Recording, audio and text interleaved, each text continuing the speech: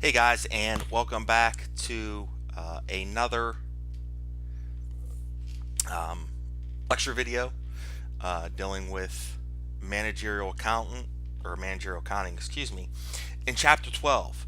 So this chapter is actually pretty fun. This is definitely one of not my favorite, but one of my favorite topics in this class. Differential analysis, key to decision making, right? How do we make decisions?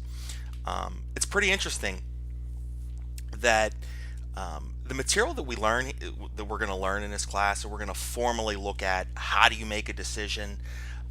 And again, we're going to look at it from a business standpoint. But if you think about it, and as we go through these concepts and specifically the concepts, they really apply to real life. How do we make decisions, right? So before we jump in, we're going to cover this topic, differential analysis. It's going to be broken down into a couple videos. So the first thing we're going to look at is identifying cost and benefits that are relevant and irrelevant. Okay, so if you look at your study guide, it goes through some key concepts, right? And there's 6 key concepts that we need to understand in order for us to be able to make intelligent decisions, right? The first concept says that every decision involves choosing from among at least 2 alternatives. Okay, so one thing I want to kind of point out here is the decision always involves 2 things, right? At least 2 things. I argue that there's at least 3 things, right? As we go through these examples, it's A or B, right? Do we do this or do we do that? And this and that entail you doing something, right? Being active. However, there's a third choice, and that third choice is you can do absolutely nothing, right? So as we go through these concepts, I'm going to frame it in kind of like everyday terms that we can understand. And as I frame it, it's going to be we either do it or we don't do it. But when we get into the book examples, they talk about do you do this or do you do that, right? But anyways, the first key concept is the fact that we have to make a choice between at least 2 things, right? Or at least 2 alternatives, okay? So the first step in this decision-making process is being able to define what are the alternatives, right? What are we considering? For example, I'm going to, I don't know, maybe I'm going to go on vacation this summer. I don't know, Fiji. Fiji sounds good. Always wanted to go there. Looks amazing in the commercials and the pictures and whatnot. So I've identified I have a choice, right? How am I going to get to Fiji, right? Maybe I fly straight to Fiji, or maybe I could sail to Fiji, right? So the first step is recognizing that, hey, there's 2 alternatives. Do I fly or do I sail? Okay? So once we have those alternatives, the second step says we need to identify what's relevant and what's irrelevant. Okay? Rule of thumb, if it differs, it's relevant. Meaning, if there is a cost or a benefit that differs between 2 alternatives, it is then relevant. Okay? Irrelevant costs and irrelevant benefit are always ignored, right? Irrelevant costs and irrelevant benefit do not differ between 2 alternatives. So let me give you an example. Going to Fiji for 2 weeks over the summer. There's a bunch of relevant benefits and relevant costs, and there's also irrelevant benefits and irrelevant costs that are associated with those 2 decisions. Let me give you an example. The fact that I'm going, you know what, let's say I'm going to Fiji for a month. Month sounds better. And during that month, I have to pay my car payment, I have to pay my mortgage payment, got to pay my insurance payment, and got to pay the utilities for the house. That is an irrelevant cost because it does not differ between either alternative. It doesn't matter if I fly to Fiji or I sail to Fiji. Guess what? I'm still going to have to pay my car payment, my insurance payment, my mortgage payment, and I'm still going to have to pay the utilities on the house. Okay? There's an example. It's exercise 12-1. We'll get to it later.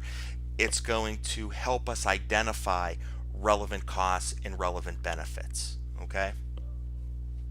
So the third concept that we have to understand is that in order for us to be effective in making decisions is that we have to conduct what we call differential analysis, right? And basically that's what this chapter is pretty much all about, differential analysis, right? We need to focus on any future costs or future benefit that are going to differ between alternatives, okay?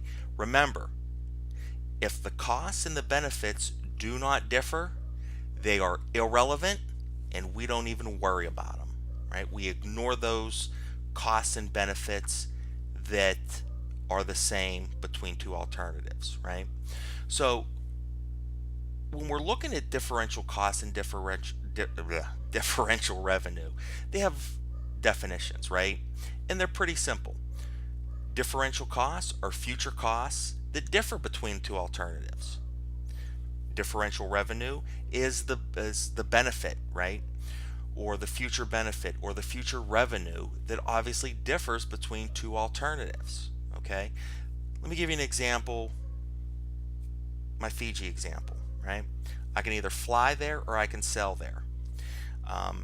We can presume, don't know how far Fiji is or exactly where it is on the map, but it's pretty far away from where we're at, right? And we can probably fly there faster than we can sail there, right? So maybe one of the, I'm going to call it differential revenue, but I'm really talking about a differential benefit, would be the time, right? I can, if I fly, I can spend more time in Fiji than if I sail, okay? The incremental costs, those are the increase in costs between the two alternatives, okay? There's a ticket that I can buy to sail to get on a cruise ship, or there's a ticket that I can pay to the airline so I can get on a plane and fly, right? There's incremental costs there, right? It's the difference between the plane ticket and the cruise ticket, okay? I'm assume that they're cost different amounts. An avoidable cost, right? This is a cost that can be eliminated by choosing. Okay, so I'm going to Fiji, and the plane ticket is an avoidable cost because I avoid that cost. I don't pay for a plane ticket if I get on a cruise ship because I pay for the cruise ticket. The same, and it's just the same for the cruise ticket. The cruise ticket is also avoidable cost because I can avoid that cost by choosing the other alternative of flying, and I incur the plane ticket.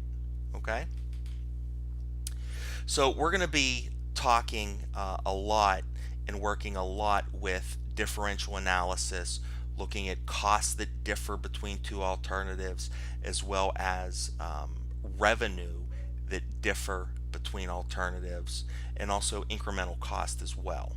Okay, so the next thing we got are sunk costs, right? Sunk costs are always irrelevant. Okay, they don't matter. We do not consider them. Okay, let me give you an example of a sunk cost. A sunk cost is a cost that has already been incurred. I already paid it, and I can't change that cost no matter what I decide to do. Let me give you an example. Let's say I hit the Powerball last night, right? I have a Ford, I don't know what it is, Focus, something like that. Fiesta, no, not a Fiesta, Focus, right? I paid like 16 grand for it years ago, a couple years ago, okay? I just hit the Powerball and I have a choice. I'm gonna buy a new car, right? It was $750 million, so I'm either gonna buy a Bugatti or I'm gonna buy a Lamborghini. The sunk cost in this situation is the 16 grand that I paid for that Ford Focus 2 years ago, okay? The cost already happened, right? It's already been incurred. I can't change it. That fact that I paid 16 grand 2 years ago is not going to change regardless of which sports car I buy going forward, okay? The fifth concept that we got to worry about is the future costs and the future benefit that do not differ between alternatives. Those are irrelevant, right? So we kind of already mentioned this when we looked at when we talked about relevant costs in cost concept 2 and cost concept 3, differential revenue, right? We said anything that differs is relevant. Well, obviously, any cost or benefit that does not differ is irrelevant, okay? So let's say, for example, I'm going to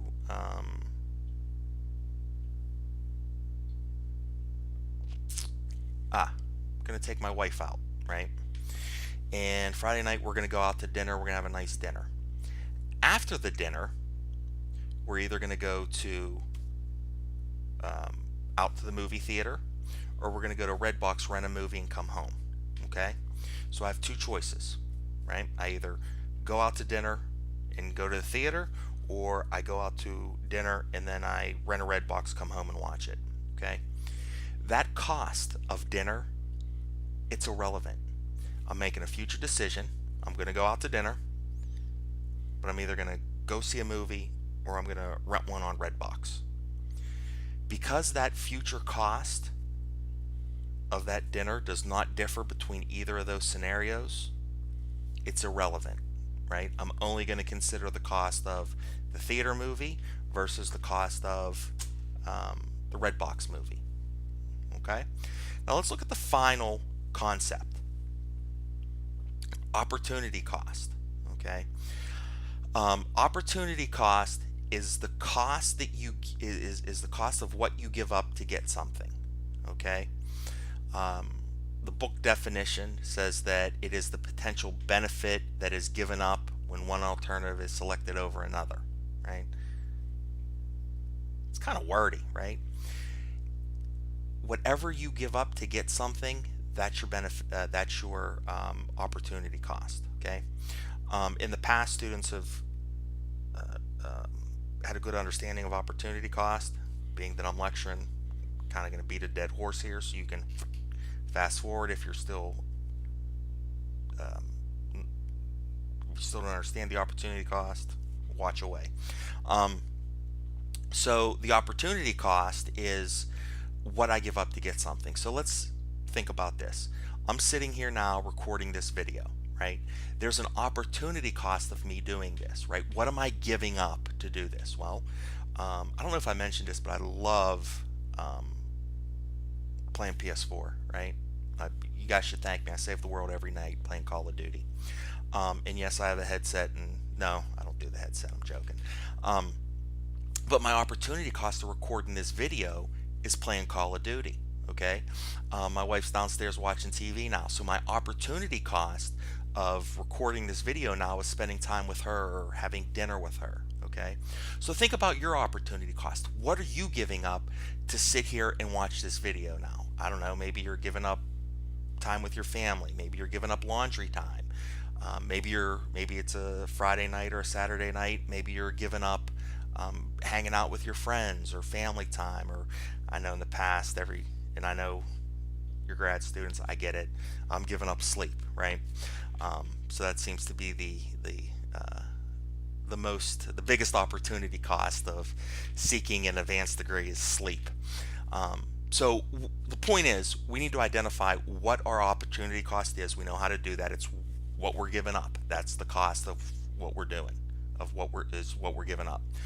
The point is that the opportunity costs need to be considered when making a decision, right?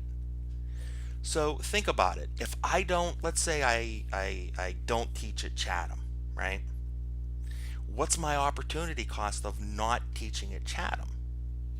Well, what am I giving up? Well, I'm giving up the enjoyment of doing this, the fulfillment of hopefully I'm helping you guys out and, um, helping you guys out and helping you better yourselves, right? Obviously the paycheck. So that's my opportunity cost of not doing this. Okay, so we need to think about that. What are we giving up when we get into, and we'll get into some examples when we get into the exercises of, hey, I have some space, right, in my plant, and I'm making something in my plant. Well, this piece that I'm making, I can either buy it from someone else or I can continue to make it. Okay, if I buy it from someone else, the area that I'm making this component part, it's free, it's available, right? I can rent it out to somebody.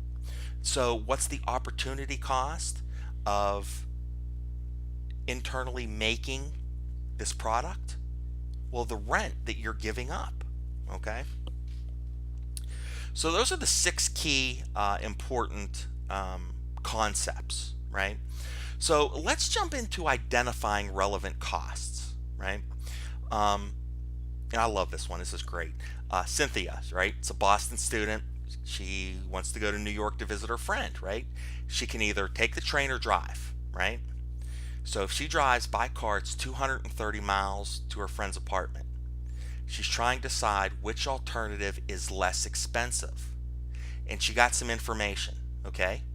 Well, I have some costs here, right? I have the depreciation of my car, okay? The cost of gasoline, right? The cost of auto insurance, the cost of maintenance and repairs, the parking fees while she's at school, and we can figure out what the total average cost is, okay?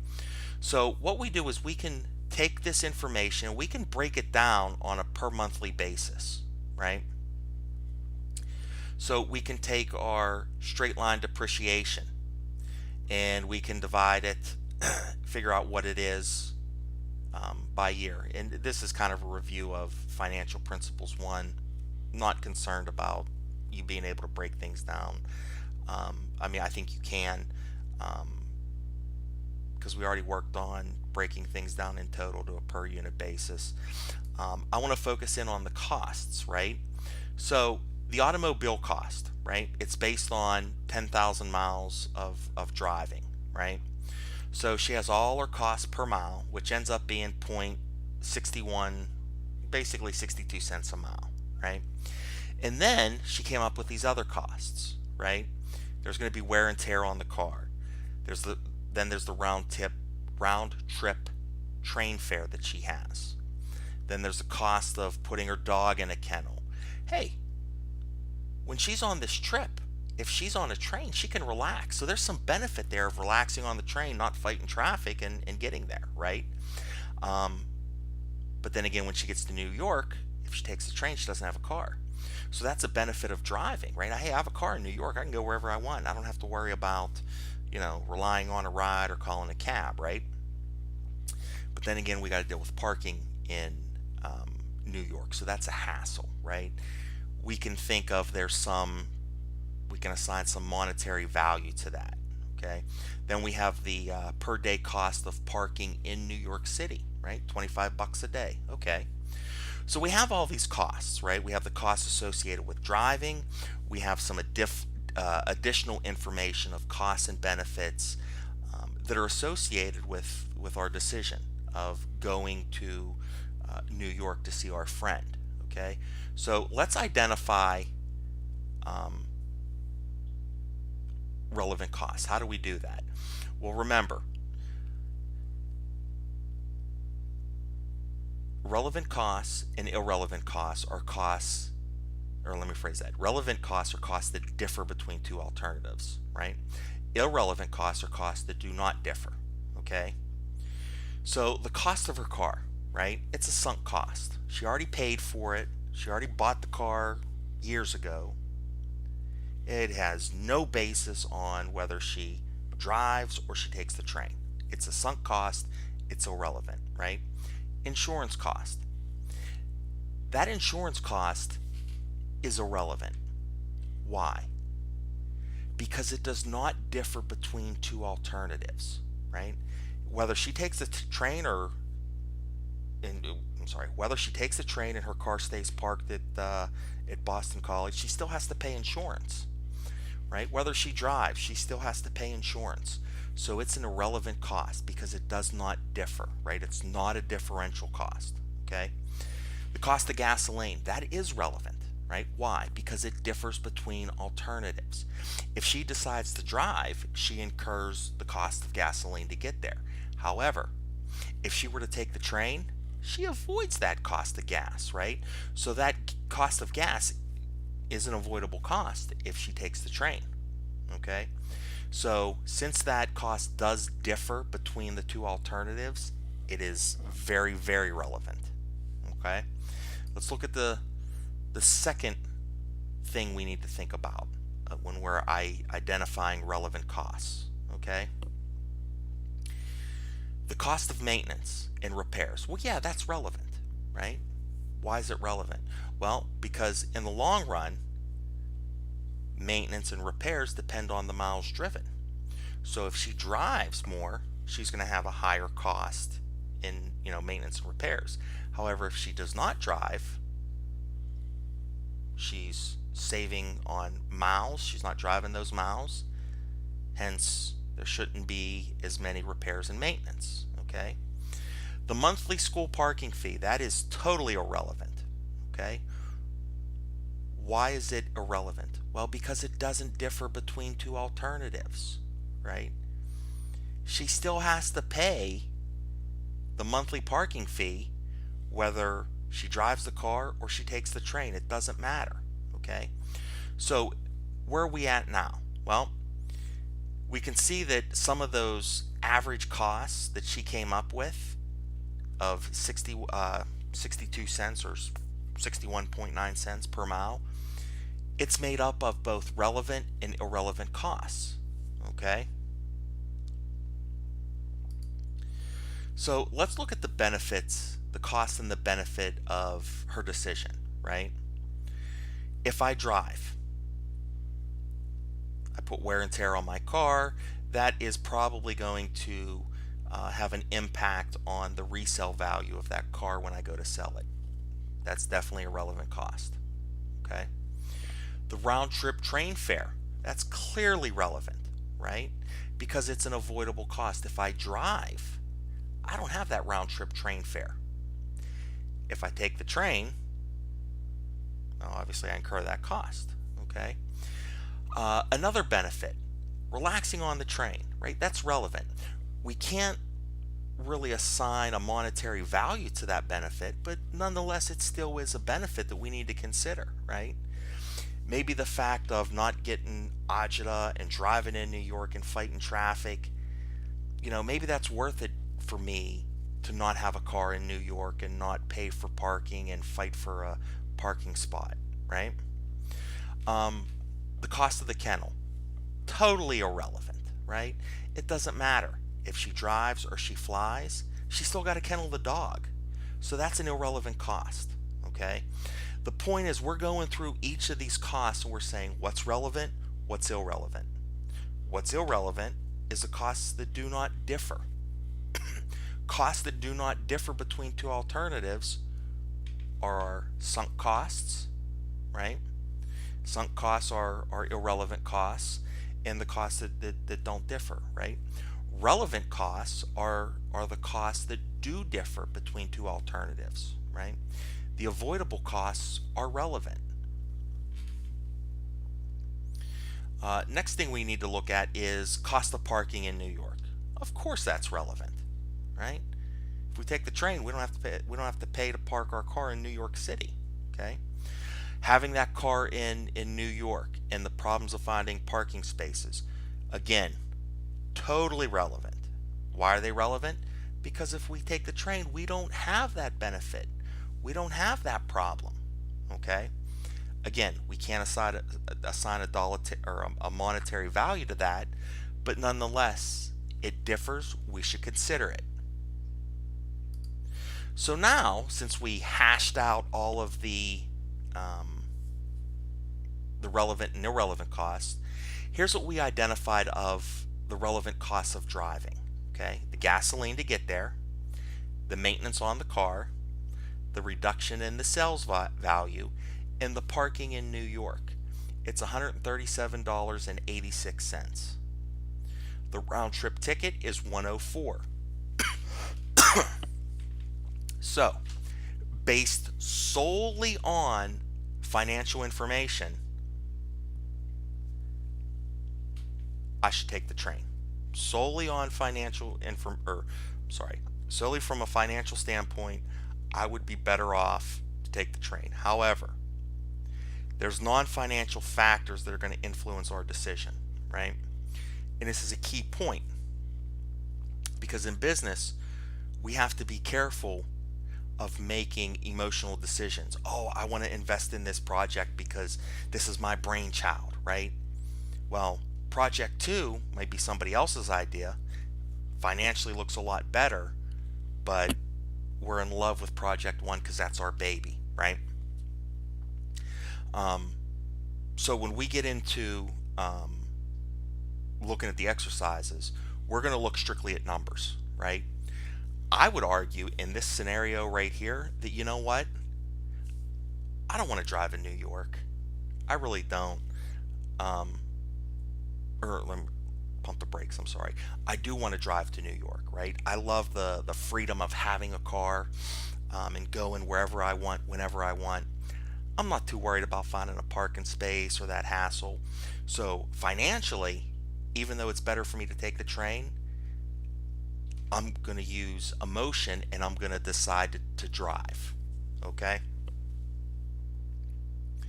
We'll get into looking at the total and differential cost approaches and the total cost approach when we do some examples.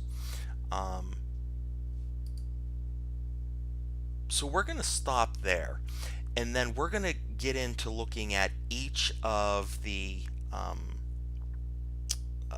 6, I believe there are, the 6 decisions that we can make in business. Okay.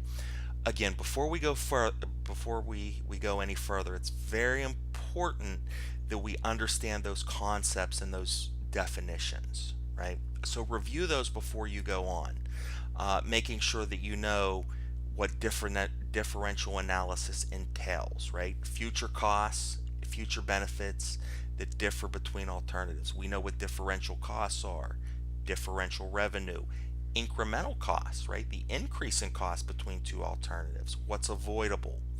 What are our avoidable costs?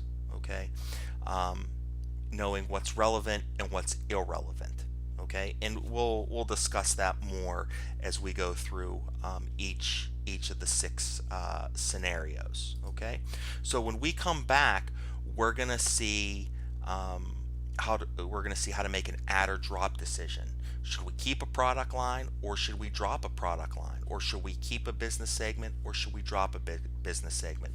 So we'll see how to do that when we come back in our next video.